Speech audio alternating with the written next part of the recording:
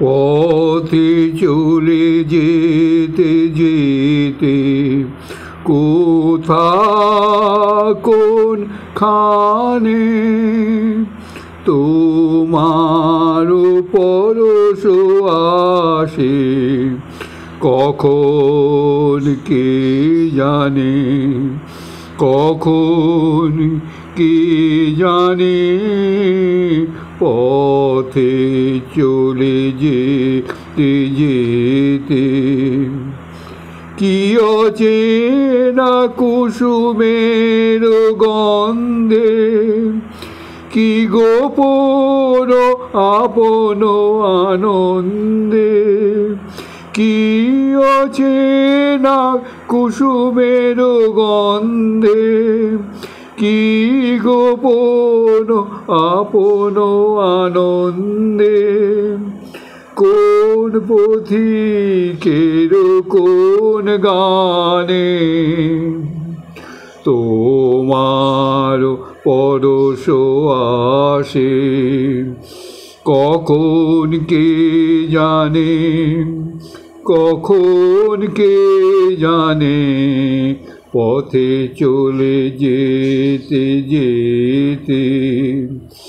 সহসা দারুণ দুঃখ তাপে সকল ভুবন যবে কাঁপে, সকল ভুবন যবে কাঁপে, সহসা দারুণ সুখ তাপে, সকল ভুবন যবে কাঁপে, সকল পথের গোছে চিহ্ন, সকল বাঁধন যবে ছিন্ন, সকল পথের ঘোচে চিহ্ন, সকল বাঁধন যবে ছিন্ন, মৃত্যু আঘাত লাগে প্রাণে,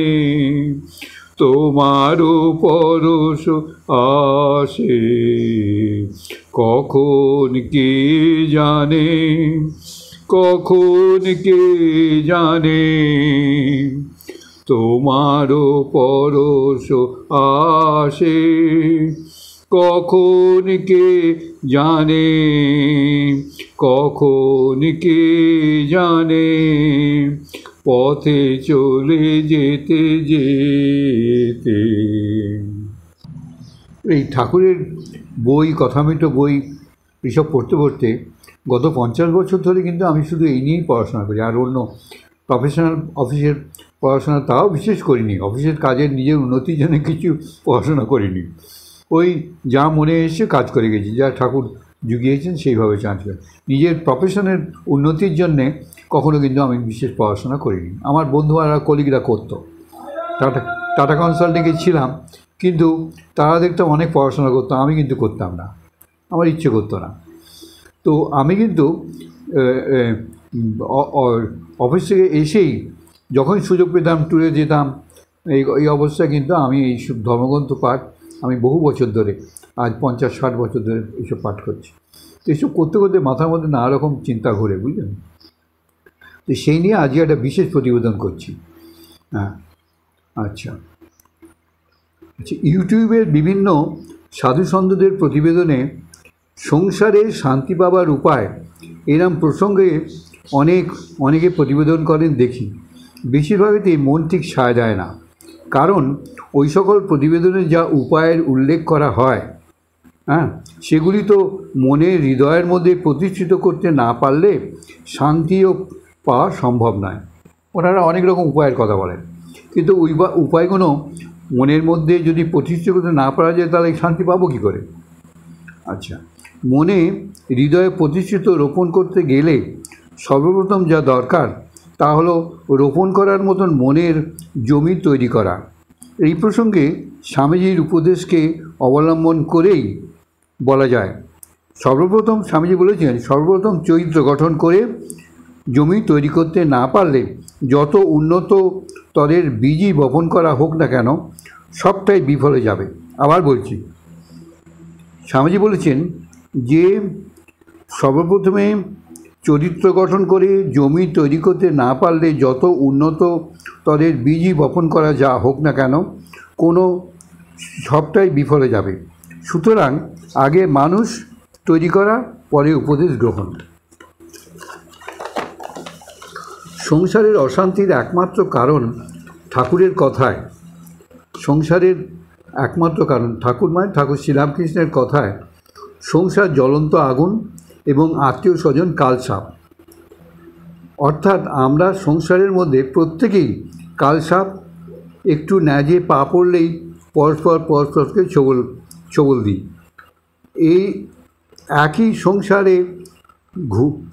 সংসারে ঘোরাফেরা ওঠা বসা করতে কখনো কখনো বা অনবরত ন্যাজে পা পড়তেই থাকে। ঠাকুর বলছেন কি, এই সংসার জ্বলন্ত আগুন আর আত্মীয় স্বজন কালচার। এখন আমরা যাদের সঙ্গে বাস করি তার সব আত্মীয় স্বজন, মা বাবা ভাই বোন স্ত্রী ছেলেপুলে, এরা সব আত্মীয় স্বজন। তো এদের ঠাকুর কী বলছেন, কথার মধ্যে বলছেন এরা হচ্ছে কালসাপ। আচ্ছা, এবারে আমি ব্যাখ্যায় আসছি কেন কালসাপ বলছে। ছোবলও খেতে খেতে জ্বালা সইতেই হবে। এখন যদি ন্যাজে পা পড়ে যায় কারুর, অর্থাৎ কারুর অপছন্দের কথা কেউ শুনলো বা মনের মতন কথা শুনলো না, সঙ্গে সঙ্গে গিয়ে ছোবল। তাকে ছোবল মানে তাকে সমালোচনা করা, তার সঙ্গে ঝগড়া করা, চাঁদিমেজি করা, এগুলো হচ্ছে ছোবল। তো এই ছোবল খেয়েই জ্বালা শুরু হবে, সইতে হবে। অদ্ভুত এই বিষ, এই ছোবলের বিষটা একটা অদ্ভুত ধরনের বিষ। কী নাম বিষ না, এই বিষে প্রাণে মরবে না কেউ। এই যে সংসারের কালসাপের যে ছোবল, সেই ছোবলে কিন্তু প্রাণে কেউ মরবে না। হ্যাঁ, জ্বালা যন্ত্রণা মনের মধ্যে কিন্তু সইতে হবে। সারা জীবনই সংসারে ছোবল খেলে জ্বলতে থাকা, তাই ঠাকুরের কথায় জ্বলন্ত আগুন। সেই জন্য ঠাকুর আবার বলছেন, আর একটা ভাষায় বলছেন, এই সংসার জ্বলন্ত আগুন। কেন না, সংসারে সবসময় ছোবল খেতে হচ্ছে, ছোবল খেলে মনের জ্বালা হচ্ছে। তা যেখানে মনের সর্বদাই জ্বালা, তো সেখানে জ্বলন্ত আগুন ছাড়া আপনি কী বলবেন? তাহলে উপায়? আচ্ছা, সবটাই ঈশ্বরের কথা। উপায়টাও ঈশ্বর ঠাকুর বলে দিয়েছেন। প্রথম হচ্ছে কি না, সংসারে কাজলের ঘর, সুতরাং যত সায়নাই হও না কেন একটু আধটু কাজল লাগবে। অর্থাৎ সংসারটা হচ্ছে কাজলের ঘর। তুমি যখন সংসারে রয়েছো তখন ওটা হচ্ছে সংসারটা হচ্ছে একটা কাজলের ঘর। তো তুমি যত সায়নাই হও, যত বাঁচিয়ে চলো, একটু আধটু কালি লাগবে। অর্থাৎ সামান্য একটু আধটু ছোবল খেতেই হবে। ওইটুকুন তোমাকে নিতেই হবে, যেহেতু তুমি সংসারে রয়েছো, সংসারের বাইরে যাও। ঠাকুর নিজে, শ্রীমা এবং স্বামীজি, যতদিন স্বামীজি সংসারে ছিলেন, আর ঠাকুরটাও তো সংসারের মধ্যেই ছিলেন। মানে ভাইপো ভাইজি দাদার ছেলেরা এদের সব ছিল, এদের সংসার, সেটাকে ঠাকুর ছেড়ে দেননি, তাদের সঙ্গে যোগাযোগ ছিল। শ্রীমা তো সংসার একদম মানে ভরা সংসার, অনেকগুলো ভাই, হ্যাঁ ভাইজি এইসব, রাধু ভাইজি একজন পাগলি, তার মা, ভাইয়ের বউ, তার ছেলে, তার মেয়ে রাধু, এইসব নিয়ে সীমাকে থাকতে হতো। কিন্তু একটা জিনিস হচ্ছে কি, এরাও কাজলের ঘরে আছেন, কিন্তু এরা কাজল, এই শ্রীমা ঠাকুরের অবস্থা যা, এদের গায়ে কিন্তু কাজল লাগতো না, কিন্তু জ্বালাটা সইতে হতো। জ্বালাটা কিন্তু সইতে হতো, সে ঠাকুরকেও সইতে হয়েছে এবং শ্রীমাকেও সইতে হয়েছে। অনেকবার শ্রীমা জীবনে যদি আপনি পড়েন, দেখবেন বহুবারই শ্রীমা প্রকাশ করেছেন যে কী জ্বালা সংসারের মধ্যে। আচ্ছা, কেউ এই কালি থেকে রেহাই পাননি। শ্রীমা নয়, ঠাকুর নয়, স্বামীজি নয়, জ্বালা থেকে কেউ রেহাই পায়নি, সংসারের জ্বালা থেকে। সংসারে দ্বিতীয় কথা হয়েছে, প্রথম হলো যে সংসারে কাজলের ঘর, এখানে কাজল লাগবে। আচ্ছা, এবার হচ্ছে কি, সংসারে উপেক্ষার দৃষ্টি রেখে চলতে হবে। অর্থাৎ ল্যাজে পা পড়লেই ছোবল মারবে না, কিন্তু একটু আধটু ফোঁস করতেই হবে। না হলে ওরা অপরপক্ষ বারবার ছোবল মারবে। ঠাকুর কি বলছেন, সংসারে উপেক্ষার দৃষ্টি রাখো, সব বিষয়ে নাক গলিও না। যেখানে না গলালেই নয়, সেখানে নাক গলাবেই না। যতখানি পারো উপেক্ষার দৃষ্টি রাখো, যে যা বলছে বলুক, যে যা করছে করুক। সেইভাবে উপেক্ষার দৃষ্টি রাখো সংসারে। আর একটা কি, যা মাঝে মাঝে কিন্তু ফোঁস করতে হবে। তোমাকে এসে একজন শুধুমুধু গায়ের বা ফোঁস করে ছোবল মারছে, আর বেশি হোক কম হোক, সেখানে কিন্তু একটু ফোঁস না করলে সে কিন্তু ছোবল মেরেই যাবে। সুতরাং সংসারে থাকতে গেলে তাকে বিষ ঢালবে না, তুমি ছোল মারবে না, কিন্তু ফোঁস করবে। দেখ, তুই আমাকে ফোঁস কর, ছোল মারতে আসছিস না, আমি কিন্তু ছোল মেরে দেবো এবারে। এবারে ফোঁস ফোঁস করবে, কিন্তু ছোল মারবে না, ঠাকুর বলছেন। আচ্ছা, আর একটা কী হচ্ছে এবার যে সংসার অনিত্য, সংসার অনিত্য, যা আপাত পরিবর্তনশীল ও শেষের লয় বা নিঃশেষ। সংসারের কিচ্ছু থাকবে না, বাড়ি ঘরদোর, ছেলে মেয়ে, বউ, নাতি নাতনি সব থাকবে না। আর বেঁচে থাকতে থাকতেই তার ছেড়ে চলে যেতে পারে, চলে যাচ্ছে এখন, আর মরে গেলে তো ছেড়েই দিই। তাহলে সংসার হচ্ছে অনিত্য। সংসারে যেসব জিনিস নিয়ে আঁকড়ে আমরা ধরে সারাক্ষণ রয়েছি, সেগুলো কিন্তু থাকবে না। এই চিন্তাটা মাথার মধ্যে সবসময় রাখতে হবে। এই বিশ্বাস রেখে মনকে ক্রমাগত বুঝিয়ে, মনকে সংসারের বিষয় থেকে যতখানি দূরে রাখবে, তত কম ছোবল খেতে হবে। এখন মনকে এই অবস্থায় আনতে বা মনের শক্তি যোগাতে নিত্য নিত্য নিয়ম করে সৎসঙ্গ ও সাধুসঙ্গ, অন্যথায় সদ্গন্ধপাঠ, সদ্গন্ধপাঠের মধ্যে কথামৃত আছে, সদ্গুরুসঙ্গ আছে, সাধুদের মঠের সাধুদের জীবন আছে, গীতাপাঠ করতে পারেন। এইগুলো সদ্গন্ধ, এগুলো রোজ নিত্য করতেই হবে। সময় নেই বললে হবে না। তাহলে ছোবল খেয়ে জ্বলুন। সময় নেই বললে কী হবে? ছোবল খাবেন আর ছোবল খেয়ে জ্বলবে গা হাত পা। সময় নেই বললে হবে না, একটু সময় করে নিতে হবে। অনেক ফালতু আমরা ইউটিউব দেখি, রাত দিন সিরিয়াল দেখছি, অমুক দেখছি, গল্প গুজব করছি, বিড়ি খাচ্ছি, সিগারেটে নেশা করছি, আর যেখানে আমি শান্তি পাবো তার জন্য সময় নেই বললে হবে না। তাহলে ভুগুন, তাহলে ছোবল খান আর জ্বলুন। আমি একটা ছোট উদাহরণ দিই। উদাহরণটা কী হচ্ছে, যে হোগলা বন, হোগলা বলে এক রকমের যে আছে, সবাই জানেন, বাঙালিটা জানেন। হোগলা হচ্ছে একরকম নরম নরম লম্বা লম্বা হয়।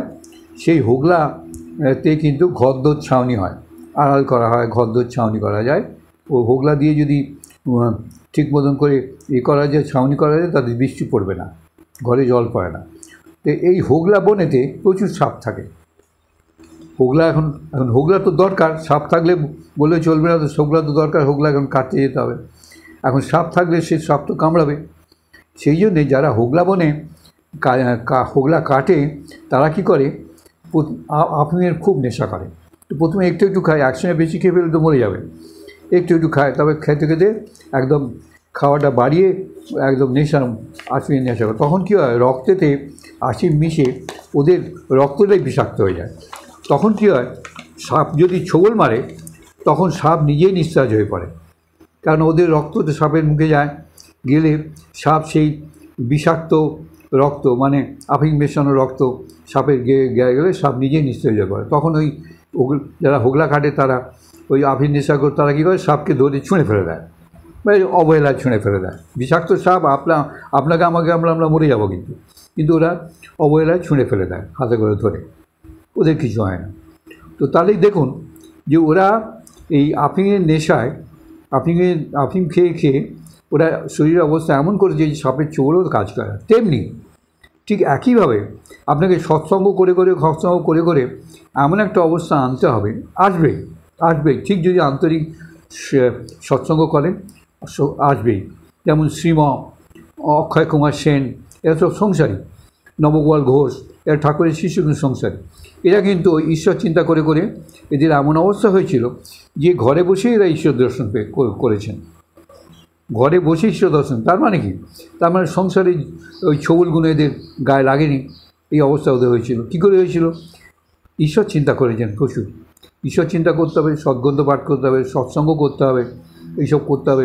করলে শরীরের বা মনের, শরীর তো নয়, মনের এমন একটা অবস্থা হবে, তখন কী হবে, ওই গায়ে ছোবল মারলে সেই ছোবলের এফেক্টটা আপনি পাবেন না। এইগুলো হচ্ছে উপায়। আচ্ছা, এবারে দেখুন, এখানে আমি বললাম ঈশ্বর কোটি পূর্ণ ঠাকুর ছিলেন সুব্রহ্মণ্যের সংসারী, অনেকগুলো মেয়ে ছিল। সে এক জায়গায় পড়লাম যে পূর্ণর ওই মেয়েদের বিবাহ দিতে গিয়ে পূর্ণর একদম প্রচণ্ড মানে সংসারের জ্বালা হয়েছিল। তো দেখুন, এদিকে ঠাকুর বলছেন পূর্ণ হচ্ছে ঈশ্বর কোটি। দেখুন, ঈশ্বর কোটিও যদি সংসারে থাকে, তাকেও সংসারের জ্বালা সইতে হবে। তো ঠাকুরের শিষ্য পূর্ণ, তারপরে ধরুন শ্রীম নবগোপাল ঘোষ, তার স্ত্রী নিরোদের মা। নবগোপাল ঘোষের একটা ছেলে মিশনে জয়েন করেছিল, নিরোদ তার নাম, নিরোদ মহারাজ। তো তাই জন্য নিরোদের মা বলা। এরা সব অতি উচ্চ অবস্থা। আপনি এদের জীবনী ভক্তমালিকা যদি পড়েন দেখবেন অতি উচ্চ অবস্থায় এদের সবাই ঈশ্বর দর্শন হয়েছে। তো সংসার থেকে নবগোপাল ঘোষের তো অনেকগুলো ছেলেপুলে, বোধহয় 5-6টা ছেলেপুলে, 2 না 3টে বিয়ে, সংসারের মধ্যে রয়ে ঘোর সংসার। কিন্তু তার মধ্যে থেকে ঈশ্বর চিন্তা করে সে ওই অবস্থায় পৌঁছেছে যে তার গায়ে ছোবলের বিষের এফেক্ট করেনি, সুতরাং সংসারের থেকেও তার ঈশ্বর দর্শন হয়েছে। অক্ষয় কুমার সেন, যে যাকে স্বামীজি শাঁকচুন্নি বলতেন, তারও ঈশ্বর দর্শন হয়েছে। অক্ষয় কুমার ওই লিখেছেন উনি, কথামৃত পুঁথি, পুঁথি, শ্রীরামকৃষ্ণ পুঁথি, তিনি অক্ষয় কুমার সেন লিখেছেন। ওরও সংসারে খুব অভাব ছিল। তো মায়ের জয়রামবাড়ির কাছেই বাড়ি ছিল, একটু দূরে গ্রামেতে। তো মায়ের কাছে মাঝে মাঝে আসতেন মাথায় করে সবজি টবজি নিয়ে। তো মাকে যখন বলতেন মা বড্ড কষ্ট সংসারে, তখন মা বলতেন যে দেখো এইটুকুন প্রারব্ধ তোমাকে ওইটুকুন সইতেই হবে। অর্থাৎ প্রারব্ধ ভোগ যেটা আছে সেটা কিন্তু সবাইকেই সইতে হবে।